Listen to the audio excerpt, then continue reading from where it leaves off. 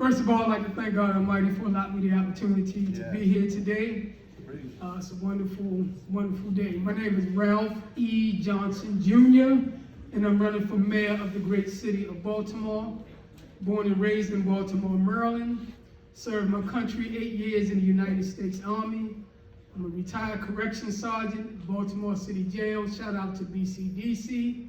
And I've been a critical analyst of City Hall for the last 7 years, correspondent.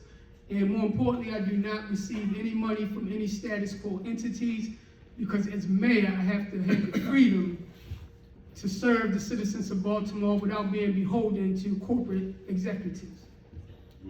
Now we talk about crime and murder, but we never talk about the socio-economic conditions that create crime and murder. My administration intends to put in place a socio-economic infrastructure that's conducive to progressive behavior, a decent quality of life, and upward mobility. That being said, we have to stop the systemic, pervasive, pay-to-play corruption that's running rampant in City Hall and compromising our leaders' ability to serve all the citizens of Baltimore. We all know that Baltimore is a tale of two cities, the have and have-nots. That's because our local government and private industry are notorious for neglecting certain segments of our society and investing in others. Now, I will be the very first one to say anyone that breaks law in our city must be held accountable to the full extent of the law. But leaders who create the conditions of law breaking by neglecting low-income communities, lying to their constituents, and being corrupt to the core must be held accountable as well. Because we know the communities with the most crime and murder are the same communities with the least allocated funding, the least resources, the least capital improvement.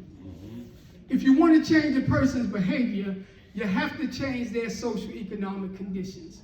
Crime prevention has to be just as important as being tough on crime. In other words, if you treat across town like you treat downtown, we will reduce crime and murder overnight. My aim is to demolish the socioeconomic blueprint of systemic segregation and economic inequity that has many Baltimoreans living in third world conditions. Conditions of anguish and frustration and desperation and hopelessness, all of which culminates into the crime and murder that we see today. Now they call these areas hotspots, but hotspot is nothing more than a euphemism for concentrated poverty and lack of opportunity. My aim is to equally invest in all of Baltimore's 14 city districts with equity, transparency, and accountability. God bless you all. Thank you very much.